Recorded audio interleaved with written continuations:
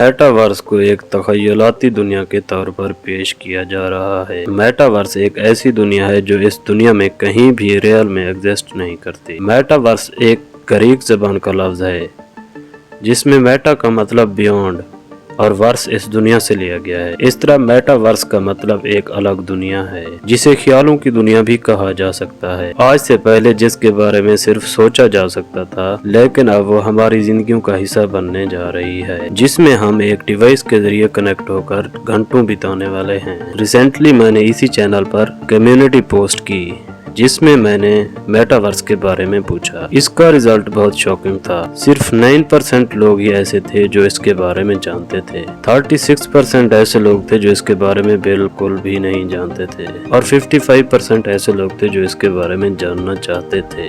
इस वक्त मेटावर्स पर कई कंपनियों ने काम शुरू कर दिया है। इसकी बेहतरीन मिसाल फेसबुक है, जिसने अपना नाम भी बदल कर मेटा रख दिया, जिसके ऑनर ने यह दावा किया है कि कुछ सालों के बाद फेसबुक मेटावर्स का एक बहुत बड़ा प्लेटफॉर्म होगी। आइए अब मेटावर्स को डिटेल में समझने की कोशिश करते हैं। मेटावर्स की शुरुआत 1996 में छपने वाले एक मैगजीन से होती है, जिसमें मैगजीन का राइटर कुछ इस तरह बयान करता है कि इस जमीन का माहौल एक बहुत बड़ी तबाही के बाद रहने लायक नहीं बचा। नेचुरल एनवायरनमेंट का कोई भी कहीं निशान बाकी नहीं। इसके बाद वो एक ऐसी डिवाइस बनाता है जिसके जरिए वो एक ख्यालों की दुनिया में रहना शुरू कर देता है, जहाँ सरसब्ज़ दरख्त, हरे भरे खेत, परिंदों की आवाज़ें, पुरसकून माहौल होता है।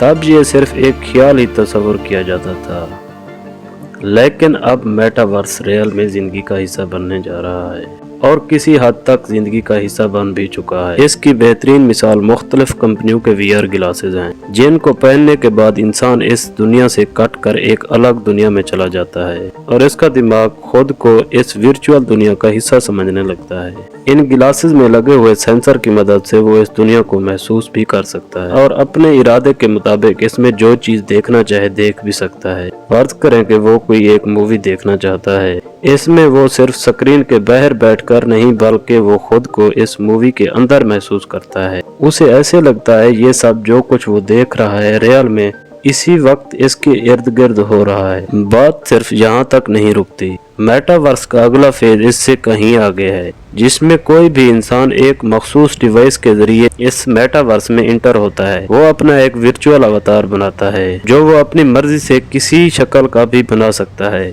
चाहे वो हूबहू अपनी शक्ल का भी बनाना चाहे। अब वो खुद को वही अवतार महसूस करता है। दिमाग के जरिए लगाए गए डिवाइस के सेंसर को इस्तेमाल करके मेटावर्स की दुनिया में खुद को महसूस करता है। इस तरह वीडियो गेम में हम अपनी मर्जी का कोई भी प्लेयर चूज करते हैं, इसके जरिए हम इस गेम को खेलते हैं। यहाँ पे ये वीडियो प्लेयर हमें रिप्रेजेंट करता है। इसके लिए हम मुख्तलिफ गन्स और इसकी यूनिफॉर्म, इसके शूज़ और मुख्तलिफ चीज़ें ख़रीदते हैं। बिल्कुल इसी तरह मेटावर्स में भी खुद को मुख्तलिफ सेंसर के ज़रिए अवतार समझते हुए इस अवतार मतलब खुद के लिए मेटावर्स की मार्केट से मुख्तलिफ चीज़ें ख़रीद या फिर फ़रोख्त भी कर सकेंगे।